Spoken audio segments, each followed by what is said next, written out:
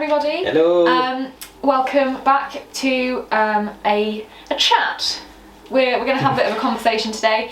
We've done one of these before. It was looking at the Z to A of faith and spirituality. It's quite fun. I enjoyed it. Yeah, it was good. There was some requests for talking a bit about life and death and what we as Christians believe about that. So yeah, we're going to have a bit of a chat about life and death today. Specifically, the pro-life versus pro-choice argument. Debate. Yeah, it's a debate. Yeah. It's gonna be nice and heavy and a bit deep today, but hopefully you'll find it interesting and informative. We're not claiming to be experts. We've done a bit of research. Nor medical professionals. Yes, no, not at all. Or anything like that. But this is our views and our opinions. It's quite a sensitive topic. Yeah. Especially for people who may have been through sort of an abortion or anything like that, or even know people who have. Yeah. So it is really important to say that they're just our views. I don't even think I fully know the bottom line of what I think. I don't think it's as black and white as people would like it to be. And it's really funny from the Christian perspective. We read the Bible and we take the Bible to be the Word of God, which in many ways gives clarity into decisions and how we should live our life. Like there is, and that's something that you can't be argued with, in my point of view. Like you can't take the Bible in some ways and say, well, I think it says that, when it's quite clear in what it says. Or pick and choose which bits you like. Yeah. I take it as like an authority over my life in many ways, but I give it that authority. I let it have that. But if you don't fully understand what the Bible says, you may think it's quite contradictory. Yeah. Hopefully maybe we can explain how like two seemingly contradictory statements such as do not murder, etc., and then other parts where you read about Jesus and God being loving and having compassion and mercy, how you can make them marry up and come to some sort of conclusion. If any of you need a bit of a reminder of what pro-life or pro-choice is, or maybe you don't know, pro-life is where you are for the life of the child. You don't believe that abortion is right. You believe that the child, the fetus is a baby, is a life, and that needs to be protected. Pro-choice is focusing on the choice of the mother, the person carrying the baby, and that it is their choice what they do with their body. It's a different focus, and there is a lot of arguments for both sides, and yeah, we're going to have a bit of a discussion about all of that. Cool. And within the Christian sphere, the Christian world, there are differing views. I think potentially you could say there's a general preference towards pro-life, generally, but I really don't want to offend people by blanketing beliefs of Christianity. There are lots of different things that people disagree on, but there are common unifying factors which I think exist between Christians. You know, believe Jesus is the Son of God, he lived, he died for us, we can be free from our sins, all that sort of stuff. I think those are the main things that we can agree on as Christians. But nevertheless, even within the same church, you get loads of people differing in how they see things based on their interpretation of the Bible, based upon their life experiences. And we're probably all a little bit wrong about some things, but when we get to heaven, God will explain all of it, and he'll be like, you guys, you really didn't get it at all, and we'll be like, we tried. We tried our best. Without thinking too much about it, where are you at in the I would say scale? So between pro-life and pro-choice, I'm more towards pro-life. I believe that the child's life is really, really important. It should really be protected at all costs. However, that doesn't mean that in all situations I think that abortion is wrong. If there's been sexual assault, or maybe the mother has a few other kids and she's been told that if she has the baby, then there's a very high chance that her and the baby will both die in childbirth, and she decides that for the sake of her other children that are alive, that she's gonna have an abortion so that she can be there for the others.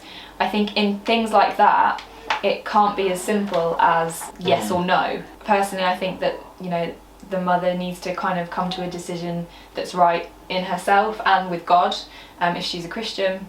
And it says in the Bible that God is a fair and righteous judge, and so even if she has maybe made the wrong decision in someone's eyes, actually if she really feels like she's made the right choice, and she's all right with it with God, then who are we to judge otherwise? Who are we to judge? Yeah.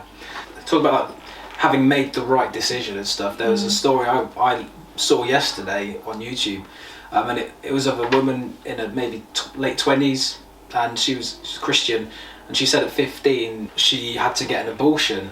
She was at the time a drug addict. She was in an abusive relationship with a man who, when he found out she was pregnant, he said really seriously, threateningly, he said, if you don't take care of this now, I'm going to take care of it for you. And she was so scared. And she was young, she was 15, and she said, you know, I got an abortion and I hated it. I hated every part of the process. It wasn't nice. Like, it wasn't just take a pill and it's all dealt with. It was a horrible experience.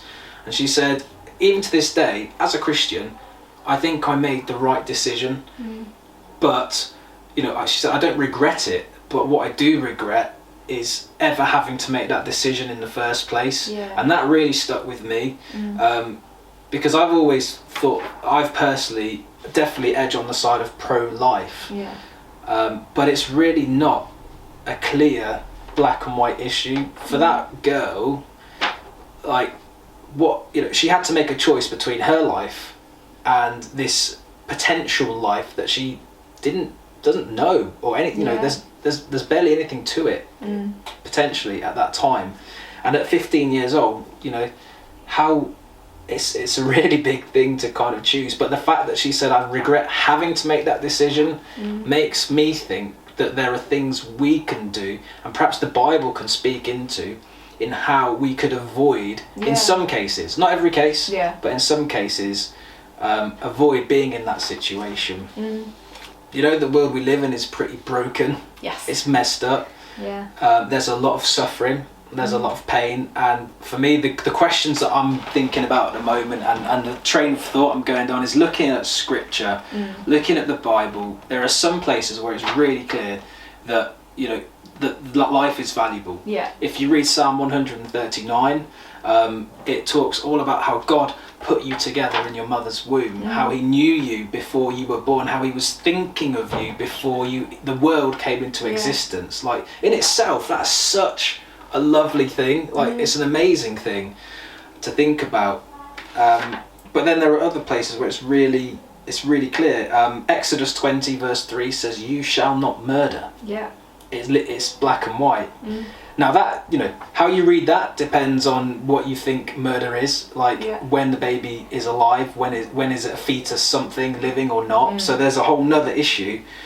Proverbs 6 verse 16, between 16 and 19, it says, God hates hands that shed innocent blood. So that's quite clear for me. You know, the fetus, this collection of cells, the life, whatever you want to call it, has no choice. It's innocent, and you take that away.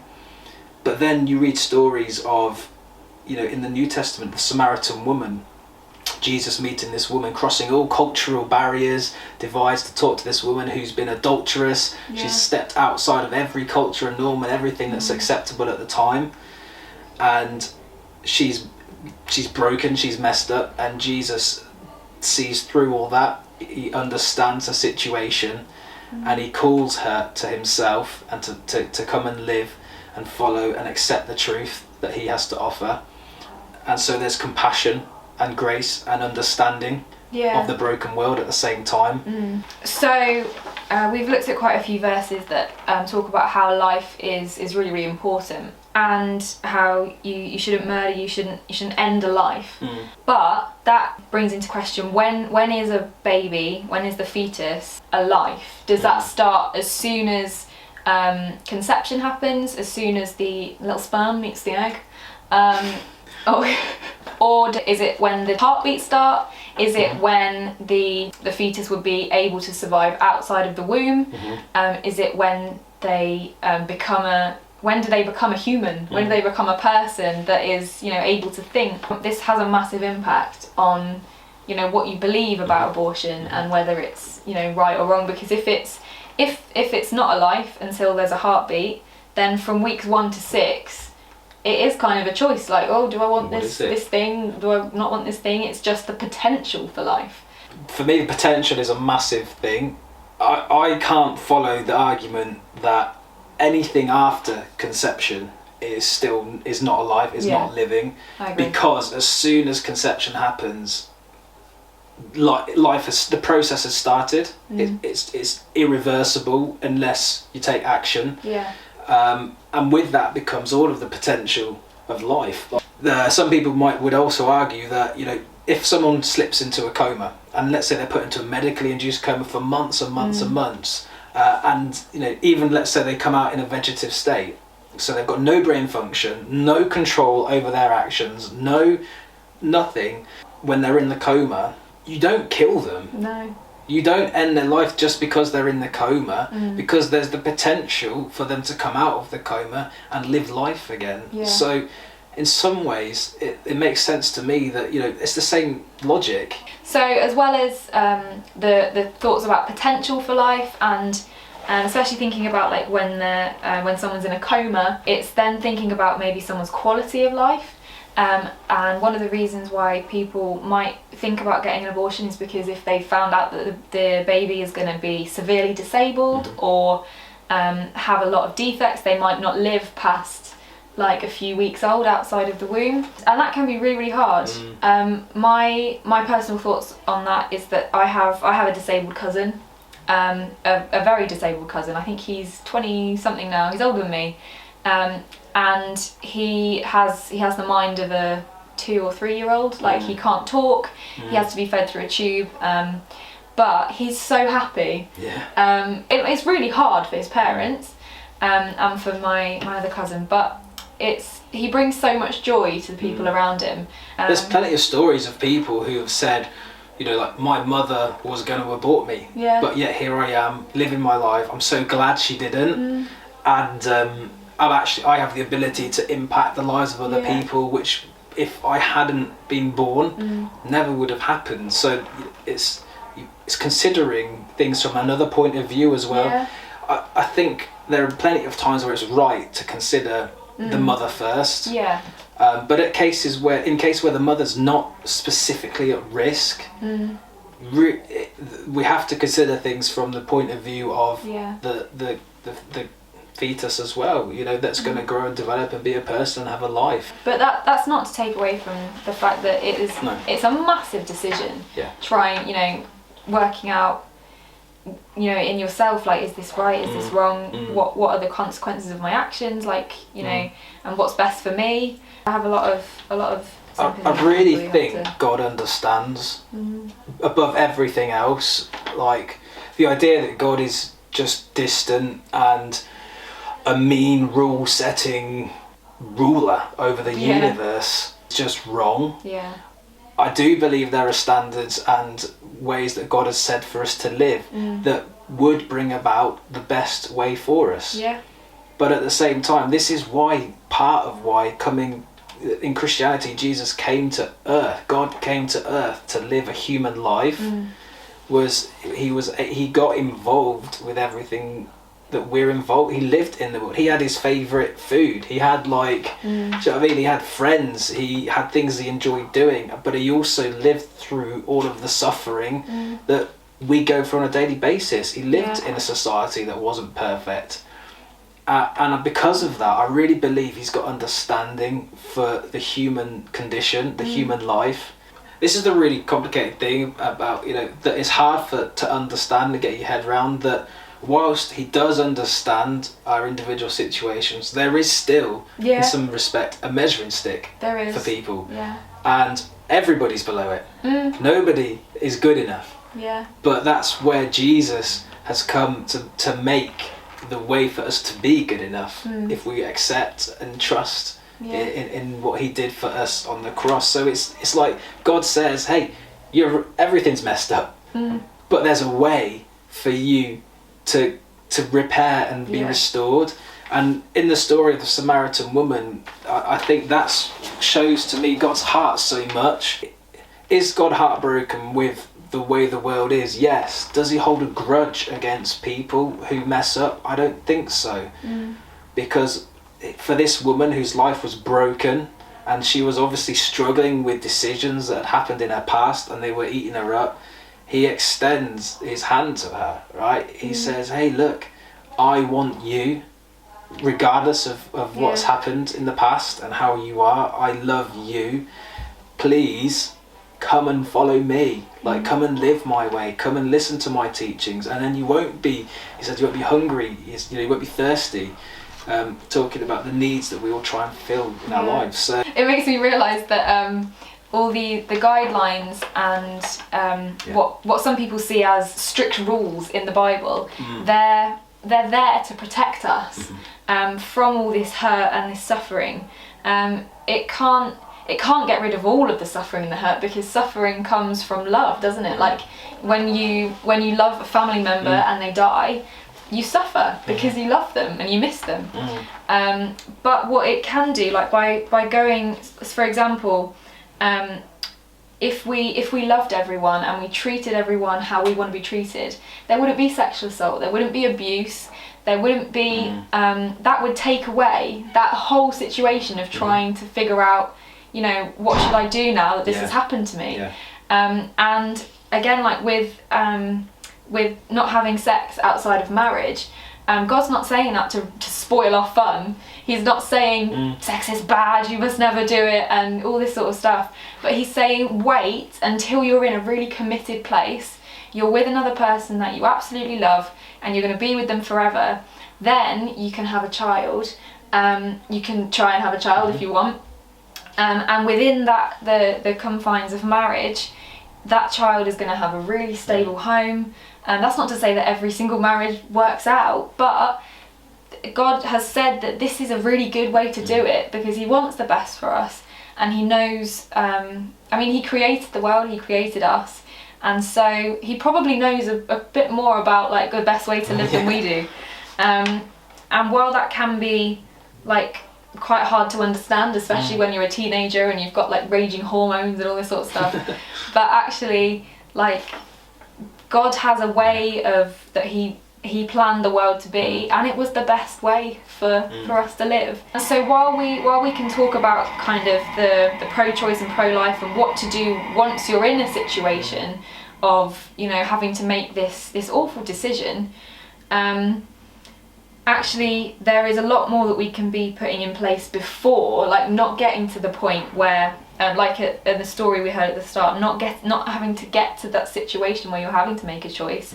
Teaching boys and girls the right way to treat people. I think education's a big part of the whole discussion. I feel like my sex education was really poor at school. Oh, mine was useless. I was too busy just laughing at Willies on screen with all my mates. It's like, but I think if you're educated about what it actually is, what the process are, what the outcomes are, then you have a better understanding of what decisions to make. Bottom line is, if you're going to have sex, there's a possibility you're going to create a life. There's no two ways about it. It's like if you eat lots of food, you're probably going to put on a bit of weight. It's inevitable. Yes. It's physics. It is. That's from biology. Thunder, I think. Anyway. It's from what? Tropic Thunder. I've never seen that. No, anyway. Sounds like a drink. It does actually. But that's the, bottom line is we're responsible for our actions as well. And so I think it comes back to that story at the start from that 15-year-old girl. Just a heartbreaking story, but I don't regret the decision that she had to make, but she regrets being in that place to have to make it.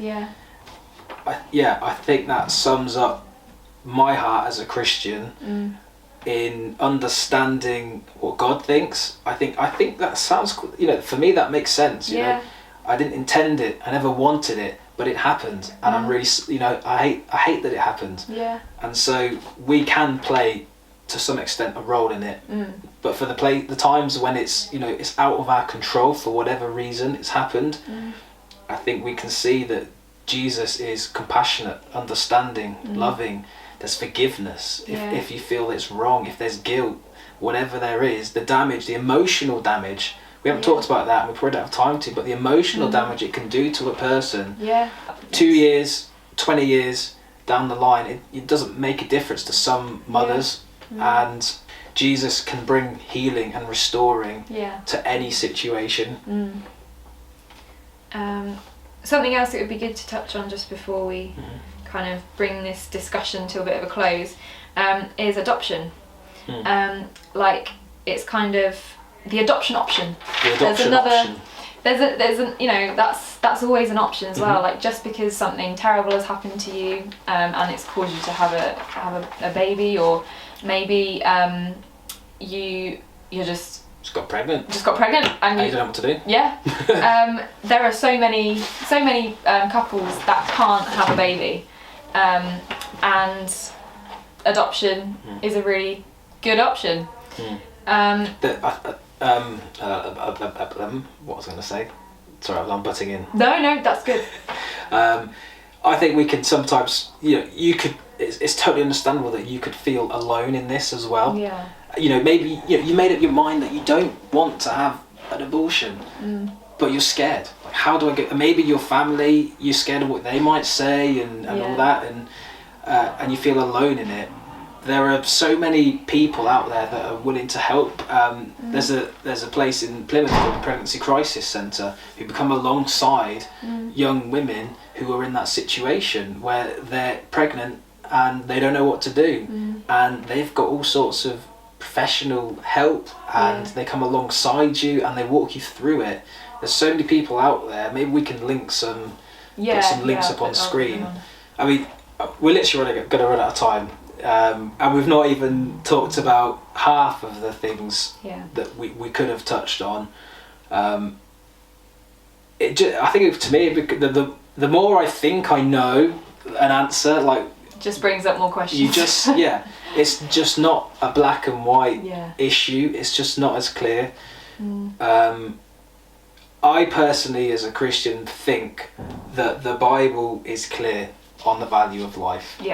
It's also clear about the nature of God, his compassion, his understanding for the brokenness that we see in the world, and his desire to fix it, and his ability to fix it if we let him, whatever that is. Christians have all sorts of different perspectives, like we said at the start, and so I don't think you're going to get one answer. You'll get a different answer from different people.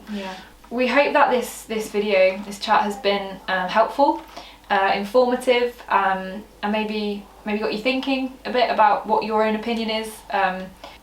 And if anything has come up because of it, maybe for you personally or for anyone you know, then do feel free to chat to us if you need to, or talk to people around you. We're going to link some helpful links. Organisations. And just know that you don't have to go through any of these difficult situations in life alone. It doesn't have to be abortion, like anything at all. God is always with you, and that's one of the greatest things I find about being a Christian is having that knowledge that whatever I'm going through, however I'm feeling, God is always there. And I think we can say it quite like flippantly sometimes, like, oh, God's with you, God's there, but actually, like, he really is just there with you, and he's not just looking on, he's not a far off distant God, he goes through it with us. We really hope this has been really good.